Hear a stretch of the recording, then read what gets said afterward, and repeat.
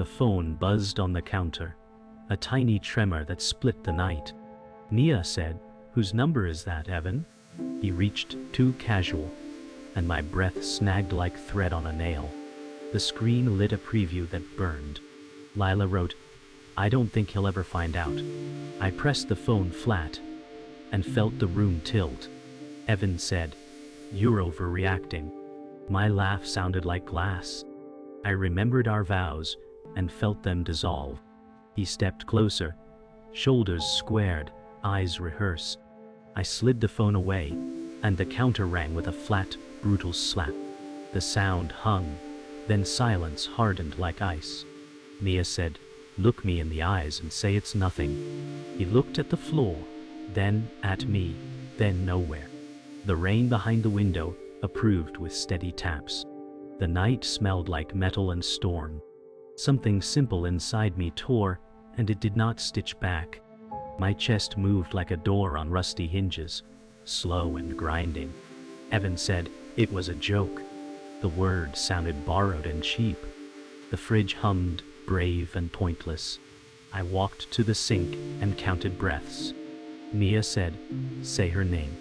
He stared at the faucet and tried a smile he did not own.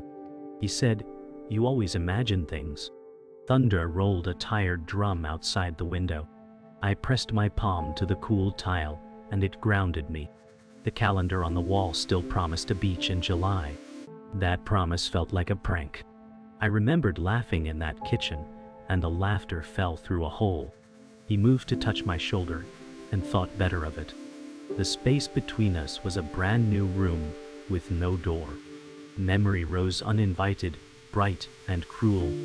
We had grilled peaches on the patio and laughed at burned edges. Evan said, "We need more summer like this." I believed it without a question. A breeze had lifted the napkin like a kite. The sun drew gold lines on his forearm. I held that image and watched it rust. Nia said, "When did we start lying?" The present answered with a flat buzz from the counter. He said, "I am still here." The words fell heavy and sank. In the patio memory, he held my hand like it was glass. In this kitchen, he held excuses like spare coins. Somewhere a neighbor closed a door, and it sounded final. I felt the future step backward. Evan said, "It was a message taken wrong." I let the clock tick loud enough to judge us both. He said, "You know me?" I almost agreed out of habit. I studied the drawer where we kept spare keys and mercy. Nia said, "Did you meet her?" He swallowed the word, "No," then coughed up. We talked. The syllables limped. Rain threw needles at the glass and mist. I pictured him somewhere dim, bent over a small table. He said, "I never meant harm." Intention felt like a paper umbrella in a storm. My thumb rubbed the phone edge until it squeaked. The truth sat there, patient, hungry, and exact. The night stretched long enough to creak. We moved like tenants in a temporary life. Evan pulled a blanket from the closet and avoided my eyes. Nia said, "I can't unknow this." He nodded at the floor as if it could forgive him. The rain slowed to a whisper and kept going. I opened the bedroom door, and the room did not know us. He said, "Do you want me to leave?" I pressed my lips and tasted copper hope dying. The hall light stayed on, shy and small. I lay down, and the mattress remembered better nights. The silence learned new weight. The house held its breath and waited for morning that would not fix it. The morning sunlight felt like a lie painted across the kitchen tiles. Nia said, "I can't carry this silence forever." Her voice was thin, but steady. She moved through the kitchen with a mug she did not drink from. Evan sat at the table, staring at the rim of his glass like it might answer him. He said, "You're making it bigger than it was." The words fell like bricks. Nia's chest tightened, and she thought of nights when love had been simple. She wanted to believe in him, but the crack in her trust widened with each word. The refrigerator hum filled the pauses between breaths. She whispered, "I wanted forever with you." His silence answered for him. Later that day, Nia walked to the small cafe where Anna often waited for her. Anna leaned on the table, arms crossed, face soft with concern. Anna said, "You don't look fine." Nia forced a smile that betrayed her. She said, "He swears it meant nothing." The words curdled even as she spoke them. Anna's brow creased as she reached across the table. She said, "You don't need to explain his sins." The cafe clatter faded and left only their breath. Nia wanted to collapse into the comfort, but fear of pity kept her upright. The smell of roasted beans turned bitter in her chest. She sipped water instead of coffee, hiding the tremor in her hand. Alone again, Nia sat at her desk, staring at the glow of the computer without seeing it. The cursor blinked like a cruel metronome. She whispered to herself, "How do you forgive a wound that keeps bleeding?" The walls felt closer, the air stale. She closed her eyes and saw Evan laughing with her on the pier last summer. The memory splintered. She gripped the armrest until her knuckles burned white. Mia said, "He took my trust and traded it." Her own words made her flinch. A gull cried outside the window, mocking her thoughts. She rubbed her temples and whispered, "I am breaking, and he doesn't even hear it." In the living room, the quiet was broken by the small voice of Jake. Jake said, "Mom, why are you sad?" His eyes wide, confused, innocent. Mia forced a smile and touched his hair. She said, "I'm just tired." Jake leaned closer, clutching his toy truck. His presence weighed heavier than any question. She thought he feels the fracture without knowing the word for it. Evan stood in the hallway watching, lips pressed tight. He said nothing. His silence bled guilt into the air. Nia kissed Jake's forehead and whispered, "Go play, sweetheart." Her chest ached with the cost of pretending. That night Evan came home late, his keys clattering like stones in the bowl.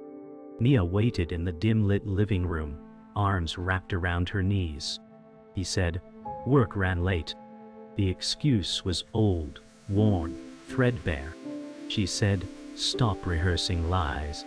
His jaw tightened, but he did not deny it. The lamp hummed with a low, electric buzz. She thought of Anna's words, "You don't need to explain his sins." The silence became louder than the lies.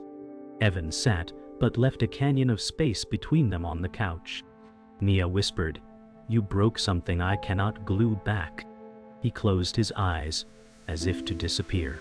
Morning arrived with a grin I did not trust, and the phone blinked like a lighthouse aimed at rocks. Nia said, "Why is Do Not Disturb set for lunch now?" Evan said, "New meetings, nothing big." The calendar showed blanks that used to be color. A bank alert chimed with a ride share to River Point. He said, "Client dinner there last week." The date on the charge argued with him. I scrolled the thread labeled L and found jokes shaped like secrets. Nia said, "Who is L?" He shrugged as if letters meant nothing. The shrug bruised more than words. A heart emoji hid in the shadows of the chat. He said, "You always look for storms in blue sky." The sky outside pretended to be endless, and I felt rain anyway. Dusk folded the city into corners, and his text said, "Running late again." I called and watched the call fall into silence. Nia said, "Your office lights are dark." He said, "Conference room offsite." The guard at the lobby shook his head at that story. I stood under a buzzing street lamp and tasted metal. The wind pushed flyers along the curb like restless birds. He let another call drown under voicemail. Nia said, "Pick up and tell me where you are." He replied, "Battery dying." The battery held long enough for 3 more ignored rings. The night pressed close and the truth pressed closer. My breath fogged the glass, then cleared, then fogged again. The map pin pulsed at a hotel bar like a heartbeat I could not slow. I waited behind a column, counting the lie between each breath. Evan laughed at a small table and bent toward a woman whose hair flashed pale under the pendant light. Nia texted, "I found him," and Anna replied, "Be careful, not brave." The bartender polished a glass until truth shone. I raised my phone and my hand shook the frame into fog. He touched the woman's wrist, soft as apology. Nia said, Look at me, not her, though I stayed hidden. He leaned closer, and the room shrank. A server passed between us, and when the path cleared, my hope had nowhere to sit. Outside, the night smelled like wet stone and engines. He stepped from the revolving door with the woman a pace behind. Nia said, "Stop."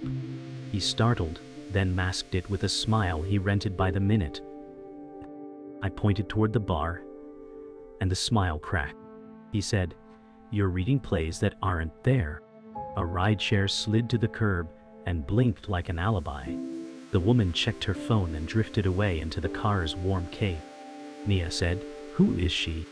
He answered, "No one important," which made her heavy in my chest.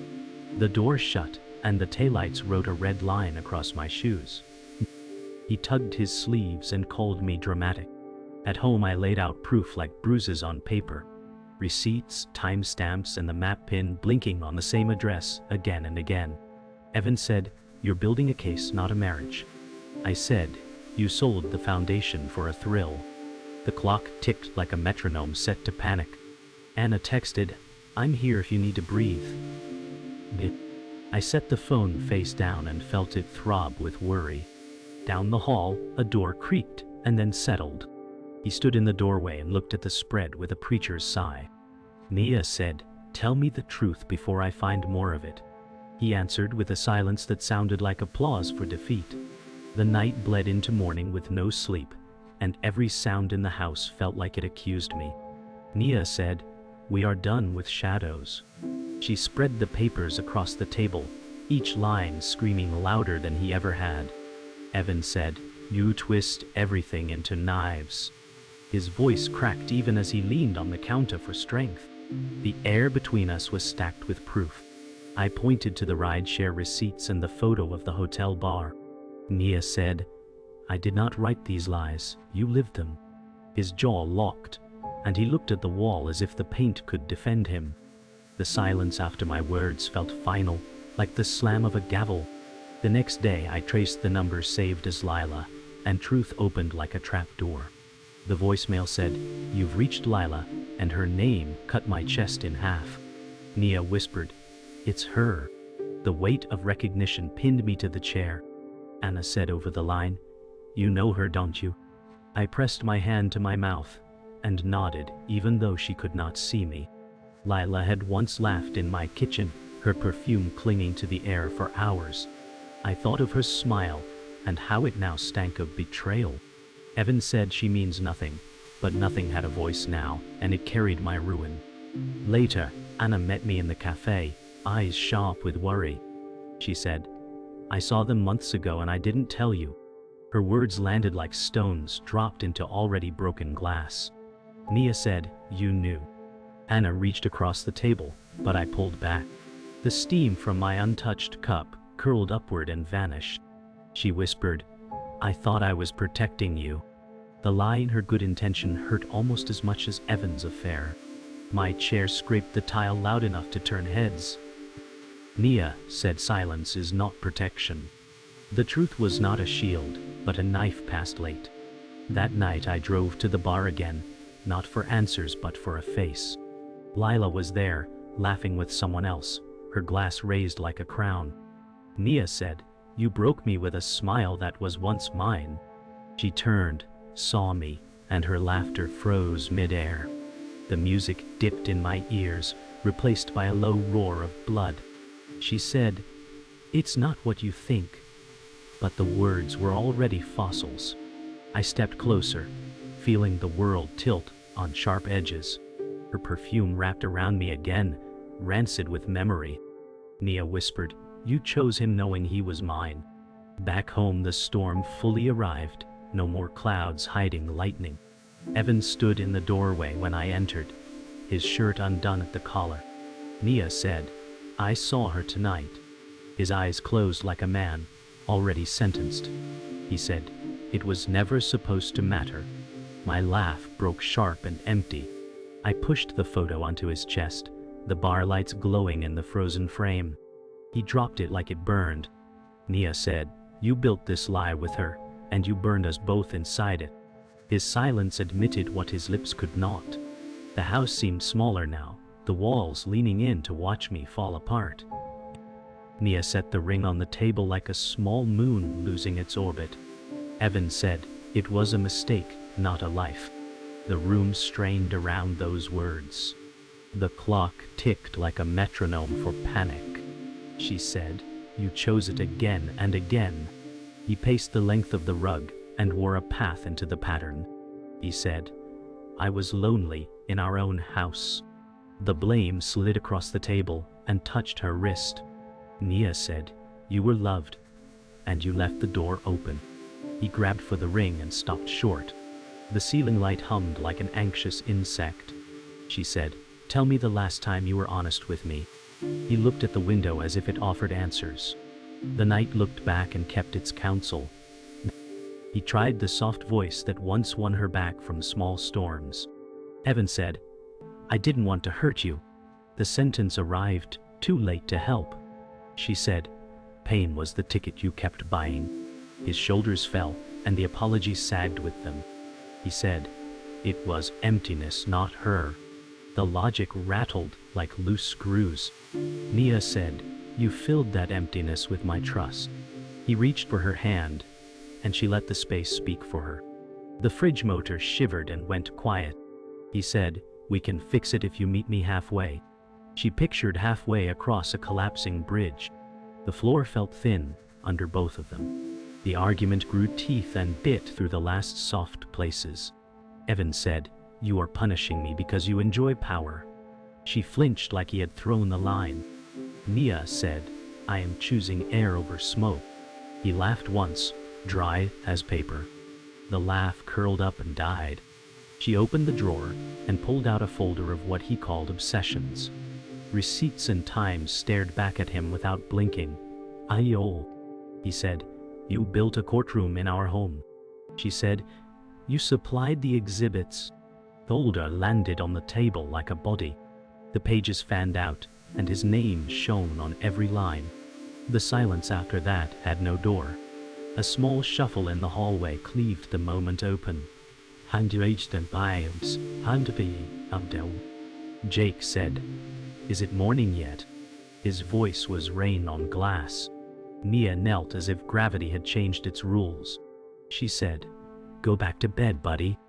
Evan stood frozen, a statue carved from regret. Jake rubbed his eyes and watched the papers breathe on the table. He said, "Did I do something wrong?" The question shook the house. Nia said, "You did everything right, my love." The words cost her a piece of breath she could not spare. Evan said nothing, and that nothing was loud. Jake walked back to the hall, holding the air like a fragile thing. After the hallway settled, the storm came back meaner. Evan said, "Tell me what you want." The words tried to build a bridge from ash. Nia said, "I want the truth to stop replaying." He stepped closer, and the room stepped away. She lifted the ring and felt its cold circle. Nia said, "This was a promise, not a prop." He swallowed and stared at his hands like they might confess. The heater kicked on and sounded like heavy breath. She placed the ring in a small dish and slid it toward him. Nia said, "You keep what you broke." He took a step back, then another, and the space kept growing between them. The house was quiet after the storm, but the silence had edges sharp enough to cut skin. Nia sat at the table with her face in her hands. She said, "This is not home anymore." Evan leaned in the doorway, hollow-eyed and unshaven. He said, "You're tearing us apart." She laughed without sound, the kind that burned in the chest. Nia whispered, "You tore us first." The lamp hummed like a dying insect. Evan walked closer but stopped at the border of light. His shadow stretched long, accusing. She said, "Do you even see me anymore?" He lowered his gaze to the floorboards. The wood creaked like it too carried secrets. Later that morning, Evan sat outside on the porch steps, staring at his phone with dead eyes. Nia opened the door but did not step out. She said, looking for her. He said, "No." His thumb hovered over Lila's name like a moth to flame. Nia said, "Every choice is another knife." He said, "I just want answers." She said, "There are none worth what you lost." The sun lit the yard with false innocence, dew still clinging to grass. Evan locked his phone and shoved it deep into his pocket. He muttered, "I don't even know who I am anymore." Mia answered, "You showed me already." By afternoon, Mia walked to Anna's house, shoulders sagging with invisible weight. Anna opened the door before the knock finished. She said, "Come in, you look hollow." Mia stepped inside and fell into her friend's arms. She said, "I don't know how to breathe without breaking." Anna stroked her hair and whispered, "Then breathe here." The living room smelled of cinnamon and safety. The clock ticked slow, unhurried. Mia pulled back, wiping her face. She said, "He thinks silence is survival." Anna said, "And you think truth is poison." Mia whispered, "Both are killing me." The warmth in Anna's grip steadied her enough to keep standing. That evening, Evan stood in the driveway, bags packed at his feet. He said, "Do you want me gone?" Mia leaned against the doorway, arms wrapped around herself. She said, "I wanted you here, but that version of you is dead." The breeze carried the smell of cut grass and gasoline. He bent to lift the bag, then froze like weight had shifted. Evan whispered, "I don't know how to fix what I broke."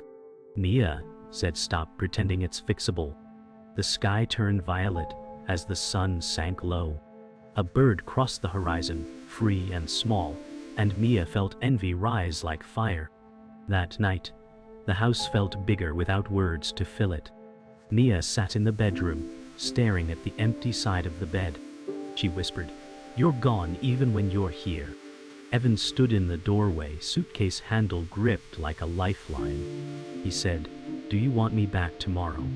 She turned slowly, eyes rimmed red. Mia said, "I want my life back, not your lies." His chest rose with a sigh heavy enough to bend him. He stepped into the hall, and the suitcase wheels hummed against wood like a sad song. The door closed with a sigh that lasted longer than their marriage. Morning pushed its pale light across the counters, and the quiet stretched so wide it seemed endless. Mia stood at the kitchen window, hands wrapped around a mug she never drank from. She said, "The hurt doesn't vanish, it mutates into silence." The kettle clicked twice, but no whistle came. She poured water, watched steam coil away, then left it untouched until it went cold. The hall still carried faint grooves from the suitcase wheels, scars written into the wood. Mia whispered, "I am still here," and the words carried a strange strength.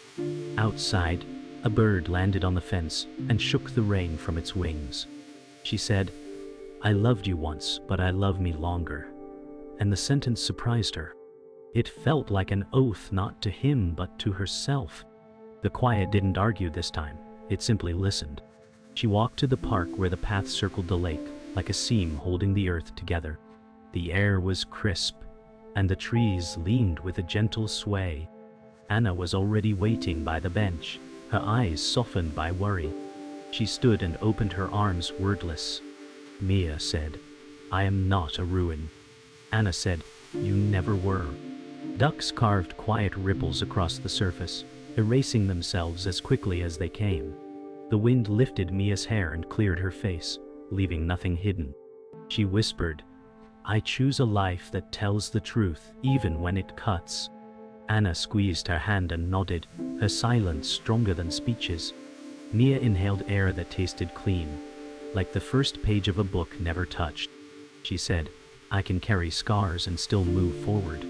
The day made no promises, but spread open like an empty canvas waiting for paint. Oh. Back home, she opened the closet where memories clung to fabric like ghosts. She touched the dress she wore during the summer when laughter filled the air like music. The fabric still smelled faintly of salt and sun, but that belonged to a time that had passed. Mia said, "Memories can stay, but they no longer own me." She folded the dress slowly, smoothing the creases like closing a chapter. She placed it inside a box labeled "Keep," and the word felt like a boundary rather than a promise. Photos spilled across the floor, some with smiles pointed toward Evan, some with smiles that were purely hers. She picked those that belonged only to her joy. Mia whispered, I can be whole without needing a witness. The room brightened as a cloud slid away, light pouring in, as if agreeing. She sealed the box and stacked it high on the shelf. The past was not erased, but it was organized, contained, no longer wild. That afternoon her phone lit up, and Evan's name carried a message that rattled the air. It read, I'm sorry for everything. The apology was a small seed, thrown onto barren ground. Nia read it once, twice, then turned the phone face down. She said, I deserve more than a sentence typed between breaths. She walked to the mirror and found her reflection waiting. The woman staring back had tired eyes, but there was no shame in them. Survival had redrawn her face with strength instead of ruin. She said softly, I forgive enough to breathe again. Forgiveness was not a key to open doors. It was a release to walk away. She pressed her palm to the mirror, then lowered it. The phone pulsed once more, but she did not turn it. The apology dimmed until it was nothing but a shadow of sound. Evening fell like a curtain, slow and heavy, and the house seemed to wait for one last scene. Mia locked the front door, her hand firm on the bolt. Footsteps approached outside, hesitant, pausing at the porch she once shared. Evan's voice broke the quiet. He said, Can we talk? She opened the door only as wide as the chain allowed, the metal glinting in the porch light. His face carried shadows of regret, but his eyes still searched for the woman he once disarmed with lies. Mia's voice was low, but it landed like stone. She said, You didn't think I'd ever find out, did you? The words dropped into the air and refused to move. He stood still, mouth parting as if for an answer that would not come. She closed the door, the latch catching like the last nail in a coffin. Inside, the house exhaled. So did she, for the first time without breaking.